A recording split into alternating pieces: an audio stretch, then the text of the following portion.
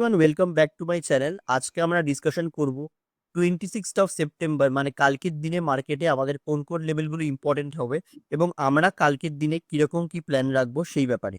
তো আপনাদের সাথে তার আগে ডিসকাশন করে নিই যে গতকাল আমরা যে প্ল্যান শেয়ার করেছিলাম, আমরা ডেইলি অ্যানালিসিস ভিডিওতে রেগুলারই প্ল্যান শেয়ার করে থাকি পরের দিনের জন্য। সেভাবে আমাদের আজকের দিনে কোনো ট্রেড আমরা এক্সিকিউট করতে পেরেছিলাম কিনা একটু দেখে নেওয়া যায়। তো কালকে আমি বলেছিলাম যে মার্কেট যদি 25,000 ব্রেক করে ডাউন সাইডে, তাহলে কিন্তু 24,928 একটা লেভেল আছে, সেই অবধি মার্কেট আসবে। তো মার্কেট আসে এবং দিনের শেষে ওটাও ব্রেক করে দেয়। এবার কথা হচ্ছে, এটা আমি সাপোর্ট হিসেবে বলেছিলাম, এখান থেকে আমি বাই করেছি কিনা। তো আমার একটা স্পেসিফিক রুল আছে, যারা আমার কাছে কাজ করে স্টুডেন্টরা বা আমাদের কাছে শেখে তাদেরকেও আমি বলে থাকি যে অপশনের ক্ষেত্রে ইন্ট্রাডের কোনো পজিশন বা স্টকের ক্ষেত্রেও কোনো ইন্ট্রাডে পজিশন আমি 3 PM এর কাছাকাছি এসে কিন্তু নেই না। তো আপনারা যদি দেখেন, এখানে যে ব্রেকটা দিয়েছে, যে লেভেলটা রিচ করেছে সেটা কিন্তু 928 লেভেল অব্দি রিচ করেছে, কিন্তু সেটা অলমোস্ট 3 PM এর সময়। তো পজিশন ইন্টারডেতে কভার করার আমরা টাইম পাই না, সেজন্য এখানে বানানো হয়নি। এটা যদি সকালবেলায় আসতো আমি কিন্তু এখান থেকে বাইং এর প্ল্যান করতাম, যেটা আমাদের কালকে লেভেলে মেনশন ছিল। তো আজকে সারাদিনে কিন্তু নিফটিতে আমার কোনো রকম ট্রেড এক্সিকিউশন হয়নি এবং আমাদের কিন্তু এই ডিসিপ্লিনটাই মেনটেন করে চলতে হবে যে আমরা যেই লেভেল আইডেন্টিফাই করছি রাত্রিবেলায় বসে এফার্ট দিয়ে টাইম খরচ করে, সেই লেভেল হিসাবেই আমরা কাজ করব। পরের দিন আমরা যদি ট্রেড আমাদের লেভেলে না পাই, তাহলে কিন্তু আমরা ট্রেড করব না। এই ডিসিপ্লিন বা এই মাইন্ডসেট কিন্তু আমাদের রাখতে হবে। কেননা মার্কেট সারাদিন ওঠানামা করছে, এত রকম মার্কেট, এত রকম ইন্ডেক্স, এত রকম স্টক, এত রকম কমোডিটি, ক্রিপ্টো, এত কিছু আছে। আপনি ডিস্ট্রাক্ট হয়ে যাবেনই যদি আপনি অন্য কাউকে অন্ধবিশ্বাস করেন বা ফলো করেন। অন্ধবিশ্বাসের থেকেও কথাটা মানে ভুল হবে এখানে, কেননা সবাই এখানে বুদ্ধি লাগিয়ে কাজ করে নিজেরাও, কিন্তু অন্য কাউকে আপনি দেখলেন সে নিফটিতে কাজ করছে, আপনি ব্যাংক নিফটিতে ধরুন ট্রেডের জন্য ওয়েট করছেন, আপনি দেখলেন নিফটিতে সে 10 পয়েন্ট নিয়ে বেরিয়ে গেল, স্ক্রিনশট আপনাকে পাঠিয়ে দিল, তখন আপনি নিফটিতে করতে গেলেন, এদিকে ব্যাংক নিফটিতে আপনার ট্রেডটা মিস হয়ে গেল। অটোমেটিক আপনার একটা মাথা গরম হলো যে এক তো ব্যাংক নিফটিও পারলাম না, অন্যজন নিফটিতেও কেন প্রফিট করে নিল। তো এইসব জিনিসপত্র করলে কিন্তু মার্কেটে যথেষ্ট প্রবলেম আছে, আমাদের নিজেদের ট্রেডের জন্য ওয়েট করতে শিখতে হবে। তো এটা গেল আজকের দিনের প্ল্যান। এবার কালকের দিনের প্ল্যান একটুখানি বলার আগে আমরা চলে আসি ওয়ান ডে চার্টে। দেখুন নিফটিতে এই সপ্তাহে যা মুভমেন্ট এসেছিল পুরোটা চলে গেছে, এবং আমরা যদি উইকলি ক্যান্ডেলে চলে যাই, উইকলি ক্যান্ডেলে এই যে পজিটিভ মুভমেন্টটা এসেছিল, এখানে আমি আপনাদের আলাদা করে এইটুকু সব জায়গায় দেখাচ্ছি। আমি একটা কাজ করি, এটা আপনাদের বুঝতে অসুবিধা হচ্ছে, আমি পরে আমার অ্যানালিসিসের জন্য ড্র করে নেবো। আমি আপনাদের ওপেন করে দেখাচ্ছি।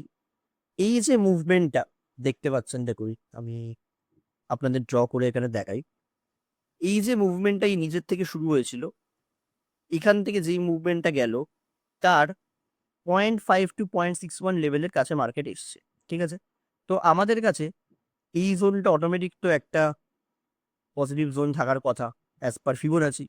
এবারে কথা হচ্ছে, আমরা এখন ওয়ান ডেতে আসছি, আমরা দেখছি এই লেভেলটা অলরেডি মার্কেট খেয়ে নিয়েছে, এখানে এসে ক্লোজিং দিয়েছে। তাহলে বাকি রইল আমাদের এইটুকু জোন আমাদের কাছে আমরা পজিটিভ মনে করছি, রাইট? এবারে আমি যদি এখানে আপনাদের এক্সপোনেনশিয়াল মুভিং অ্যাভারেজ বা ইএমএ লাগাই, তাহলে আমাদের কাছে আগের ইএমএ, মানে এখানে আমরা যদি আপনাদের দেখিয়ে দিই মানে আপনাদের সুবিধার জন্য, যে 10, 20, 50 হলো এই তিনটে লেভেল, এবং 100 ইএমএ হলো এটা। তো 50 ইএম এর নিচে এসে মার্কেট ক্লোজ দিয়েছে। তো অনেকটাই চান্স আছে, যদি মার্কেট কালকে এই লেভেলেরও নিচে গ্যাপ ডাউন দেয়, হয়তো কালকের দিনটা হোল্ড করে গেলেও যেতে পারে, তারপর মার্কেট হয়তো এই লেভেলটা টেস্ট করবে। তো আমাদের কাছে এই লেভেলটা একটা ইম্পর্টেন্ট লেভেল হচ্ছে, এই লেভেলটা। এবারে আমার কথা হলো, এই দুটো লেভেল তো বুঝলাম, আমার কাছে কিন্তু মনে হয় মার্কেট একবার এই 200 ইএমএ অব্দি, এইখান 396 এর এই জায়গা অব্দিও টেস্ট করবে। কারণ আপনারা দেখতে পাচ্ছেন মার্কেট এখানে যতবারই নিচে বাউন্স করেছে, নিচে ব্রেক করেছে, প্রত্যেকবারই কিন্তু 200 ইএমএ অব্দি রিট্রেসমেন্টেই পেন্ডিং আছে। 100, 50, 20 এগুলো কিন্তু টেস্ট করেছে মার্কেট, এই লেভেলটা একবার টেস্ট হয়নি। তো আমার মনে হয় মার্কেট একবার 24,400 অব্দি আসতে পারে নেক্সট ফিউ উইকসে গিয়ে। ঠিক আছে, তো এটা গেল আমার ইএমএ অনুযায়ী অ্যানালিসিস। এটা আমি এক্সপোনেনশিয়াল মুভিং অ্যাভারেজ দিয়ে একটা আপনাদের পার্সপেক্টিভ বললাম। এবারে আমাদের ফিবোনাচি লেভেলে মার্কেট অলরেডি দাঁড়িয়ে আছে এবং ক্লোজ যেভাবে দিয়েছে, আর গ্লোবাল মার্কেট দেখো যেভাবে গ্যাপ ডাউন লাগছে, আমার মনে হচ্ছে গ্যাপ ডাউন যদিও একবার দেখে ন্যাসড্যাক মনে হচ্ছে রিকভারি দিচ্ছে, কারণ একটু আগে আমি যা দেখেছিলাম, হ্যাঁ স্লাইট রিকভারি দিচ্ছে। আমি অ্যানালিসিস শুরু করার আগেই চেক করছিলাম, তখনের থেকে রিকভারি দিয়েছে। হ্যাঁ ঠিক আছে, রিকভারি দিচ্ছে, ভালো কথা। তো যদি রিকভারি দিয়ে বেশি রিকভারি দিলে, তাহলে হয়তো আইটি গুলো কালকে একটুখানি ফ্ল্যাট ওপেন হয়ে যাবে, না হলে আইটি ইন্ডেক্সও কিন্তু যথেষ্ট উইক আছে।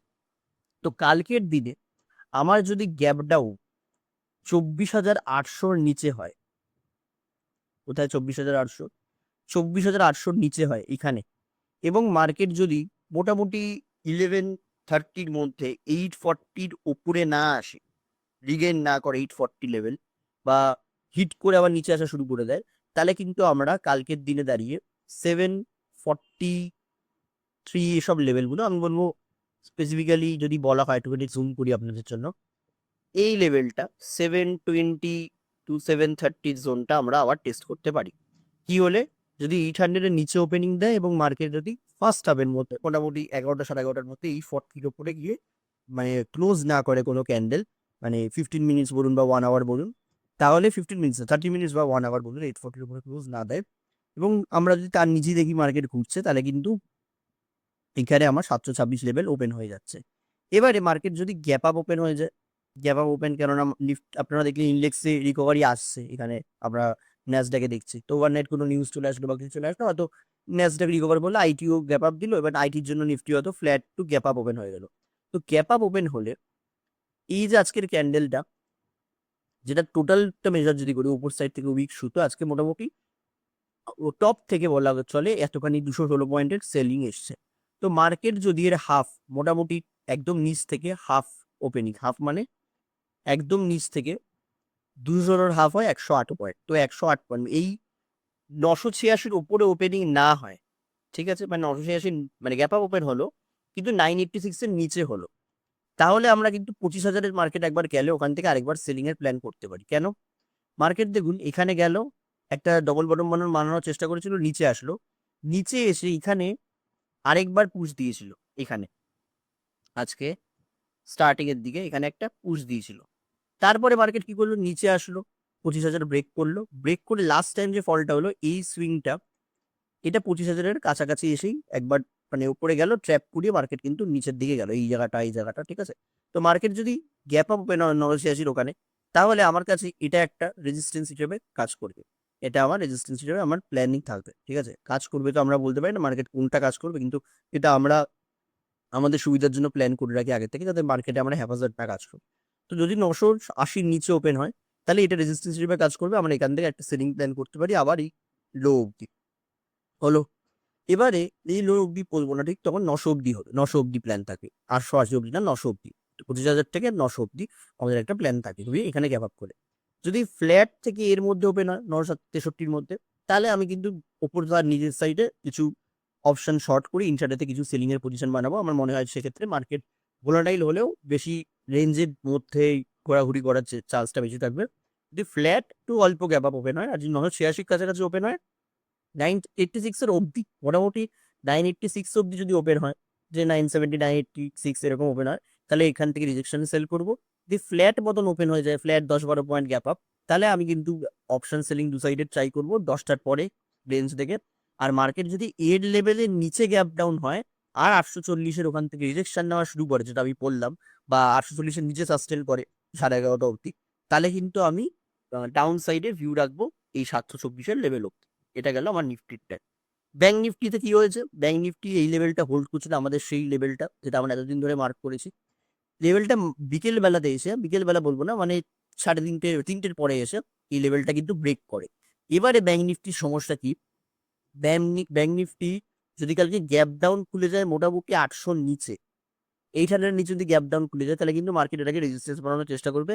ইভেন কি যদি এক সেকেন্ড, যদি ব্যাংক নিফটি এই ক্যান্ডেল স্টিকের মানে এই যে সেলিংটা এসছে 55,100 ব্রেক করে, তো মোটামুটি যদি 50,000-এর নিচে ওপেন হয়, তাহলেও কিন্তু এই লেভেলটা আমার এখন থেকে রেজিস্ট্যান্স হিসেবে কাজ করা শুরু করে দেবে। যদি 50,000-এর নিচে ওপেন হয়ে যায় মার্কেট, 55,000-এর নিচে মার্কেট এখান থেকে উপরে যাওয়ার চেষ্টা করবে। আমার 55,000-এর ব্রেকআউট হলে, কেননা 55,000-এর নিচে মানে এইসব জায়গাতে ওপেন হচ্ছে, যেই 55,000 ব্রেক করবে অনেকে বাই করার চেষ্টা করবে। এখান থেকে এসে এমনিও সেলিং ছিল, আর এখানে অনেকদিন ধরে সাপোর্ট নেওয়ার মার্কেট চেষ্টা করেছে মাল্টিপল টাইমস, ধরে রাখতে পারলো না। এবার ওটাই কিন্তু রেজিস্ট্যান্স হিসেবে কাজ করলে আমরা এখান থেকে কিন্তু সেল অন রাইজ প্ল্যান করতে পারবো, যদি ব্যাংক নিফটি 55,000-এর নিচে ওপেন হয়, ঠিক আছে। আর যদি খুবই নিচে চলে আসে, অনলি ওপেনিং এসব জায়গাতে হয়ে যায়, এসব জায়গাতে যদি ওপেন হয়, তাহলে কিন্তু আমাদের কালকে ব্যাংক নিফটিতে শুরু দিয়ে কোনো ট্রেড থাকবে না, আমি কিন্তু কোনো ভিউ রাখবো না ব্যাংক নিফটিতে। তো ব্যাংক নিফটি প্ল্যান এটা গেল। আর যদি এইসব জায়গার উপরে ওপেন হয়ে যায়, তাহলে কিন্তু একটু সমস্যা আছে, তাহলেও কিন্তু ব্যাংক নিফটি অ্যাভয়েড করতে হবে, কেননা এখানে বায়াররা অনেকেই ট্র্যাপ হয়ে বসে আছে, এইসব জায়গায় ওপেন হলে মার্কেট কিন্তু একটু ভোলাটাইল মুভমেন্ট করতে পারে। সেন্সেক্সে গেলাম। সেন্সেক্সের ক্ষেত্রে কি হয়েছে, আজকে কিন্তু দেখা যাচ্ছে টানা কন্টিনিউ সেলিং। এবার সেন্সেক্সে যে সেলিং এসছে সেটা যদি ডেলি ক্যান্ডেলস্টিকে কনফার্ম মানে আমরা শিফট করাই জিনিসটাকে, দেখুন সেন্সেক্সে যে কটা মানে মুভমেন্ট আসার পরে যে কনসলিডেশন হয়ে যে ব্রেকআউটটা দিয়েছিল, সেই লেভেলের নিচে কিন্তু মার্কেট অলরেডি চলে এসেছে, এই লেভেলের নিচে, এই লেভেল, ঠিক আছে। এবারে সেন্সেক্সের যে প্রবলেমটা হয়েছে, সেন্সেক্স আজকে যে ক্লোজিংটা দিয়েছে একবার খেয়াল করে দেখুন, আজকে যে ক্লোজিংটা ওটা কিন্তু 81,159 এবং ডে লো কিন্তু 81,086। তো ডাউন সাইডে 81,000 লেভেল আছে, তো যখন নিচে এসছে ও আমার মনে হয় একবার এই লো গুলো টেস্ট করবে, যেটা 80,929। তো সেন্সেক্স যদি ফ্ল্যাট ওপেন হয়, মানে ধরুন এই 81,200 পুজো নাগাদ, মানে এরকম এরিয়ায় ওপেন হয়, তারপর ডে লো ব্রেক করে, আমি সোজা 80,929 অব্দি একটা শর্ট 100 কয়েনের টার্গেট রাখবো, যেটা সেন্সেক্সে বেশি কিছু না। হয়তো আমি মানে সেন্সেক্স একটু ইদ্দা মানি কোনো অপশন দিয়ে কাজ করবো, কেননা এটা বেশি পয়েন্টটা সেন্সেক্সের জন্য। জাস্ট হ্যাঁ, এখানে লো ব্রেক করলে এখানে আমাদের মানে 161 পয়েন্ট আপনাদের লাগছে, কিন্তু 161 পয়েন্ট আমরা অপশনের থ্রুতে পুরো পাবো না, এটিএম এ করলেও আমাদের 0.5 ডেল্টার কাছাকাছি আমরা পাবো। তো আমাদের এখানে প্ল্যান কিন্তু এরকম টাইপের থাকবে। তো আজকের দিনে দাঁড়িয়ে আমরা তাহলে তিনটের মধ্যে সব থেকে ফেভারেবল প্ল্যান আমরা দেখতে পাচ্ছি নিফটির জন্যই, বাকিগুলোর জন্য অত ফেভারেবল প্ল্যান আমি দেখছি না। তো আজকে আইটি উইক ছিল এবং আইটি ইন্ডেক্স আপনারা দেখছেন, আইটি ইন্ডেক্স আবার উইক হতে চলেছে, কারণ ন্যাসডাকে ওদিকে ফলিং শুরু হয়ে গেছে এবং ন্যাসডাক আমরা এখনই দেখছিলাম নিজের থেকে রিকভারি দেওয়ার চেষ্টা চলছে, আবার কিন্তু আমি দেখছি আবার দেখতে পাচ্ছি এই এরিয়াটায় একটা বাইং আসার চেষ্টা চলছে, ঠিক আছে। তো দেখা যাক এবার কিরকম কি আজকে পারফর্ম হয় মার্কেট। কালকে উইকের লাস্ট ডে, ওদের মানডে থেকে, মানডে কি অলরেডি পুজো স্টার্ট হয়েই গেছে, তাও অফিসিয়ালি ষষ্ঠী আছে সানডে, তো মোটামুটি পুজোর মহল শুরু হয়ে যাবে পরের সপ্তাহে। হয়তো অত অ্যাক্টিভলি কেউ ট্রেড করবেন না, কিন্তু আমি ট্রাই করবো যতখানি পসিবল রেগুলার ভিডিওস আনতে। বুঝতেই পারছেন পুজোর সময় সবাই বেরোয়, বা আমি দিলেও আপনারা কতজন অ্যাক্টিভলি দেখবেন সেটা আমি জানি না, কিন্তু আমি ট্রাই করবো অ্যাক্টিভলি যতখানি সম্ভব ভিডিও দেওয়ার। আশা করি আপনারা দেখবেন এবং চ্যানেলটিতে ভালো লাগলে, আপনার চ্যানেলটির ভিডিও কন্টেন্ট ভালো লাগলে ভিডিওটি লাইক করবেন এবং চ্যানেলটি সাবস্ক্রাইব করবেন, আর বেল আইকন প্রেস করে রাখবেন যাতে আপনারা কুইকলি আপডেট পেয়ে যান। আমি কিন্তু ট্রেডিং এর সাথে সাথে রিসেন্টলি পুজোর রিলেটেড কিছু ব্লগসও দিচ্ছি, অবভিয়াসলি, কেননা পুজোর সময় সবাই পুজো ব্লগস দেখতে চায়, অনেকেই এসব পড়াশোনা রিলেটেড বা বোরিং ডিসকাশন শুনতে চায় না, যাদের ট্রেডিং ভালো লাগে না তাদের জন্য। কিন্তু আমাদের জন্য ট্রেডিং এবং ব্লগ এবং ঘোরাফেরা সবকিছু একসাথে চলবে, তো আমাদের সবকিছু নিয়ে ব্যালেন্স করে এগোতে হবে। আজকের ভিডিও এটুকুই, ভালো লাগলে চ্যানেলটি সাবস্ক্রাইব করবে।